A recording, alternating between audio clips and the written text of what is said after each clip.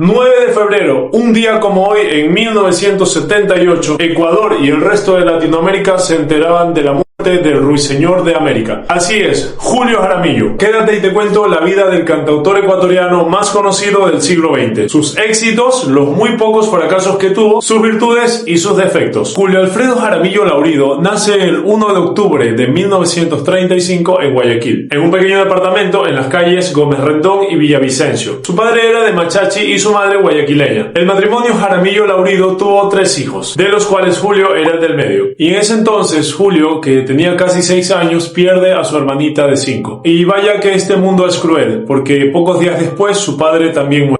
Pasó mientras construía una pesada cruz para su difunta hija. El objeto le aplastó el abdomen. Los intentos médicos por salvarlo fueron en vano. La madre de Julio, ahora viuda y destrozada emocionalmente, tiene que arreglárselas para mantener a 2 hijos. La señora Apolonia Laurido, quien a mi parecer es la heroína de esta historia, tuvo que empezar a trabajar en lo que pudo, hasta que encontró un trabajo como auxiliar de enfermería. Y enhorabuena, porque el pequeño Julio era un niño enfermizo. Padeció bronconeumonía, difteria, disentería y principios de parálisis infantil. La vida ya se pone insoportable a veces. Estudió en la escuela de la Sociedad Filantrópica del Guayas junto a su hermano José Jaramillo. Algo importante en la infancia de los 2 hermanos es que el profe Ignacio Taupanta les empieza a dar clases de guitarra. Por ahí dicen que en contra de la voluntad de su madre. Bueno, que va creciendo y tiene problemas de conducta en la escuela. Comprensible, si me preguntan, porque con una vida tan difícil no esperas que un niño así sea el más disciplinado. En esa etapa, entre la escuela y el segundo año de colegio, lo que pasa es que él no terminó el colegio. Conoce al profesor, poeta y escritor Lauro Dávila. Este profe, por si acaso, fue el que ayudó a escribir El pasillo Guayaquil de mis amores. Y bueno, que Julio recibe enseñanzas de este profesor. Como te dije, él nunca se incorporó como bachiller. Como tu primo, el vago.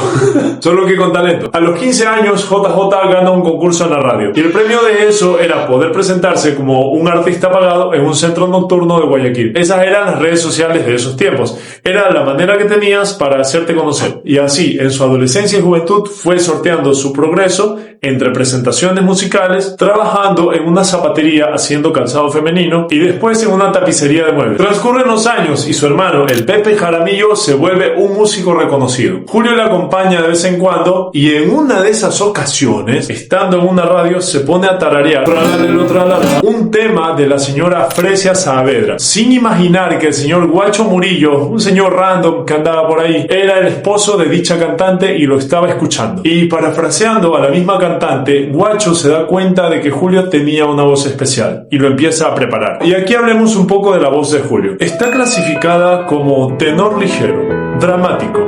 Se caracteriza por un registro amplio y los fonoaudiólogos la describen como una voz aterciopelada, cultivada, muy agradable y con un uso distintivo de vibrato tipo trémolo, que genera calidez emocional.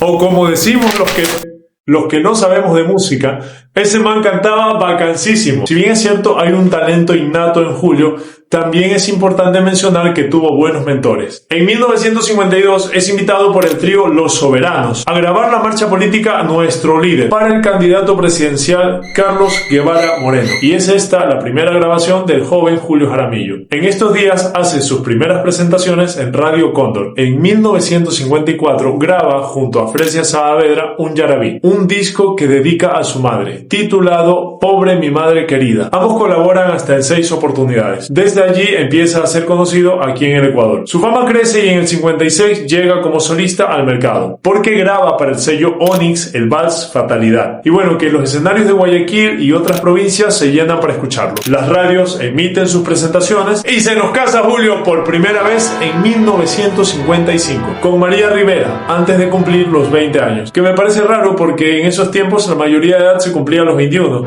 Pero en 1957 pega con su interpretación de la canción Nuestro Juramento. Con Nuestro Juramento llega a todo el continente, que por cierto es la interpretación más escuchada de él a día de hoy. Ese año y también en el 58 el éxito le llueve. Vamos, digamos que un aguacero de éxito, un diluvio de éxito, que se va de gira por Venezuela, Colombia, que lo viene a buscar a Ecuador un productor de México y no lo encuentra porque el joven, el señor, andaba de gira por Chile y que se lo va a buscar a Chile y le ofrece un jugoso contrato. Pero cuando llega a Ecuador en el 59, las Fuerzas Armadas lo atrapan y lo obligan a hacer el servicio militar.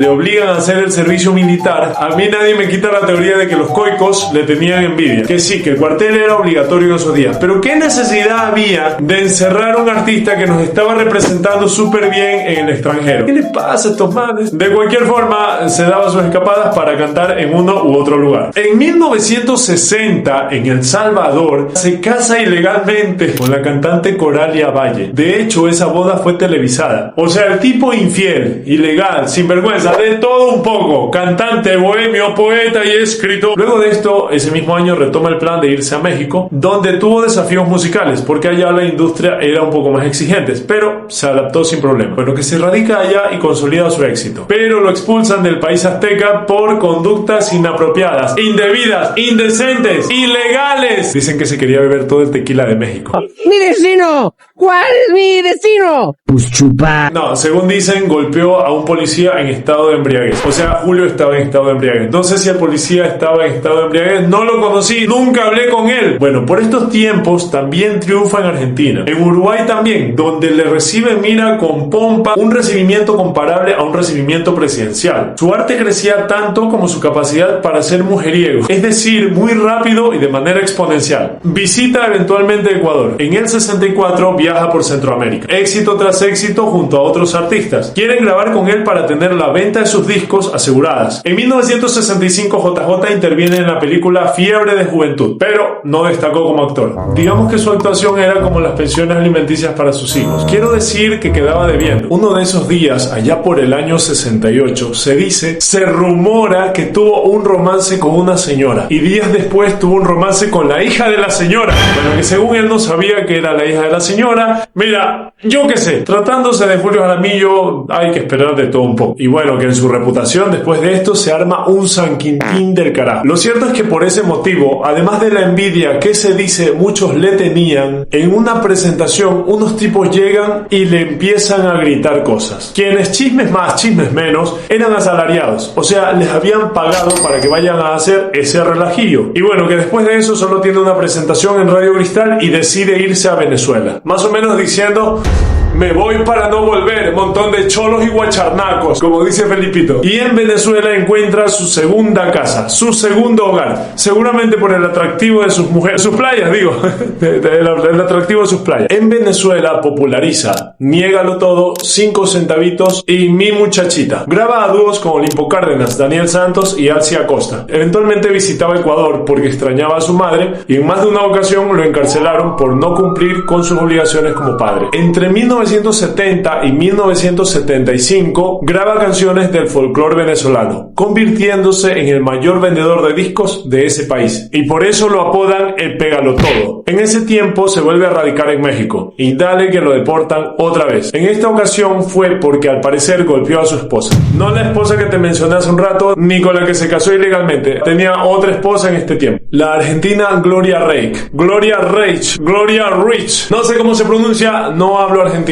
Esta lo demanda por violencia intrafamiliar. Reside un tiempo en Colombia, graba canciones y todo éxitos. Y por cierto, Colombia le toma mucho cariño y hasta el día de hoy. 1976. JJ regresa a Ecuador el 23 de julio. Al volver, todos quieren celebrar con él sus éxitos. Celebrar. Por ahí dicen que cuando volvió a Ecuador ya vino con problemas de cálculo en la vesícula y que esto se empeoró por andar de fiesta en fiesta. ¡Mi destino! ¿Cuál es mi destino? Pues chupa. El dinero empieza a faltar y se ve la necesidad de empezar a trabajar en La Hora de JJ de Radio Cristal. Eventualmente también se presenta en la televisión. Se casa por quinta vez, esta vez con Nancy Arroyo. Sería este su último matrimonio, pero no su último romance. Corría el año de 1977 cuando viaja a la Yoni para cumplir una complicada agenda artística. Y digo complicada porque con su salud deteriorada no puede mantener el ritmo de antes. Las recomendaciones médicas se van al carajo. Y en diciembre de ese año tuvo una señal de salud a la que no prestó atención porque era diciembre. Y pues, ¿a quién le importa su salud en diciembre? A nadie, hermano. ¿A ti te importa en diciembre? No. Se conforma con remedios caseros y nada más. En estos tiempos, el público se da cuenta de su cambio físico y de que su voz se escucha algo ronca. Se nota que hace fuerza por cantar. Hay dolor físico y emocional en JJ, porque se da cuenta de que su público ya no lo aceptaba como antes. Dicen por ahí que incluso llegó a ser abucheado en una presentación del Coliseo Huancavilca. Sus allegados dicen que no quería ir al doctor, pero tampoco quería seguir un régimen saludable que lo mantuviera lejos de los doctores. De hecho, él necesitaba operarse de la vesícula, pero las intervenciones quirúrgicas le daban miedo. ¿No que muy machito? No, es broma, a mí también me dan miedo las intervenciones quirúrgicas. ¿Y qué pasa? ¿Qué pasa? No me avergüenza. Vergüenza es robar. Empatizo contigo, Julio. Siguiendo, sus ingresos siguen cayendo y el 3 de febrero de 1978 ingresó a la Clínica Domínguez de Guayaquil. Fue llevado de emergencia en la madrugada por un fuerte dolor. Luego de unos exámenes se descarta que fuera el hígado, que de hecho hasta hoy algunos piensan que fue un tema hepático. Sin embargo, en las propias palabras del doctor que le atendió, eran los cálculos en la vesícula. Bueno, que lo operan, sale bien, Julio se despierta, la herida de la operación le pica, se rasca y se saca la sonda. Es que es incorregible el muchacho. Julio Jaramillo era como un niño en el doctor. ¡Ya pues, Julio! ¡Quédese quieto!, le dijo el doctor. ¡Ah! ¡Carajo! ¡Quédese quieto, Julio!, le dijo el doctor. Eso le dijo el doctor amenazándolo con su pantufla blanca. No tengo pruebas de eso, pero tampoco dudas. Lo operan nuevamente para acomodar la sonda y que la bilis se le riega y que no podía respirar porque también tenía un antecedente de asma. La cara del doctor. Se procede entonces a reunir fondos para llevarlo a Estados Unidos porque acá en Ecuador no había la tecnología suficiente para tratarlo. La familia estaba desesperada porque necesitaban mucho dinero y aunque buscaron ayuda entre sus amigos, prácticamente nadie ayudó. Aquí un episodio bastante lamentable y es que también necesitaban unidades de sangre y nadie se acercó a donar. Y los amigos, que sí, en su momento ganó muchísimo dinero, pero las malas decisiones y la enfermedad drenaron su economía.